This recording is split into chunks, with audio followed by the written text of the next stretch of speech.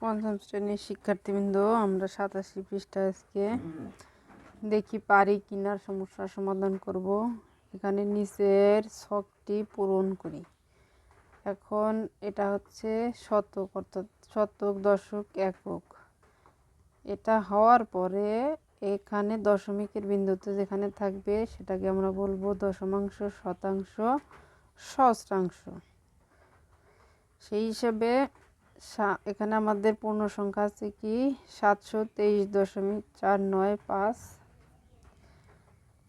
এইখানে তাহলে আমাদের এই সংখ্যাটাই পুরাপুরি 7 আছে শতকের ঘরে, 2 আছে দশকের ঘরে, 3 থাকবে এখানে এককের ঘরে, আর দশমাংশের ঘরে আছে মানে 0.4। তাহলে কত আছে 495। এটার কাজ শেষ। তারপরের লাইনে আমাদের পুরোপুরি দেওয়াই আছে, কিন্তু এখানে দশমিক বিন্দুটা নেই। সেই হিসেবে আমাদের দশমিকটা এখানে বসাতে হবে। দশমাংশ মানেই হচ্ছে আমাদের এখানে দশমিক। তাহলে কি হয় 3 3 6। তারপর কিন্তু 9 আছে আমার দশমাংশের ঘরে, তাহলে এখানে 9 হবে দশমাংশর ঘরে। আর 1 আছে সহস্রাংশের ঘরে, 5 4 আছে সহস্রাংশের ঘরে। তাহলে আমাদের সংখ্যাটি এখন 0 আছে, 5 আছে, 8 আছে কিন্তু আমার দশমাংশর ঘরে, আর 9 এখানে 5 আছে, আর 4 আছে হলো আমার এই শতাংশর ঘরে।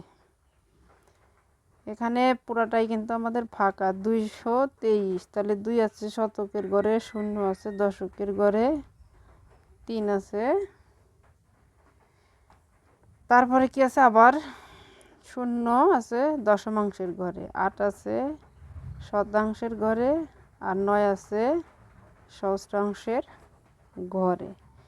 একইভাবে আমার এখানে কিন্তু দশমিক দিয়ে দেওয়া আছে 3 হবে, এখানে 3 দেওয়াই আছে। তাহলে আমরা এখানে এটা আগে পূরণ করে নিই। 9 3, 9 3-এর পরে আছে আমার কত 4, তাহলে 4 বসবে। 1 আছে দশমাংশের ঘরে, 2 আছে শতাংশের ঘরে, আর 7 আছে সহস্রাংশের ঘরে। তাহলে আমরা কি বলতে পারি 9 3 2 4 2 শতাংশ।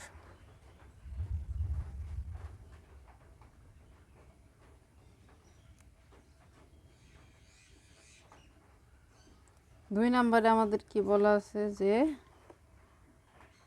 এই সংখ্যাগুলো ব্যবহার করে আমরা কি কাঠগুলো বামের নির্দেশনা অনুযায়ী দশমিক সংখ্যা তৈরি করি। সর্বোচ্চ কোন সংখ্যা তৈরি করতে পারি। তাহলে আমরা এখন এখানে আমাদের দশমিক আছে কোন ঘরে, এই ঘরে। সংখ্যাটা যদি ব্যবহার করি সবচেয়ে বড় সংখ্যা আমার থাকবে শতকের ঘরে, তাহলে 5 আছে শতকের ঘরে। আমি যদি এখন দেব কি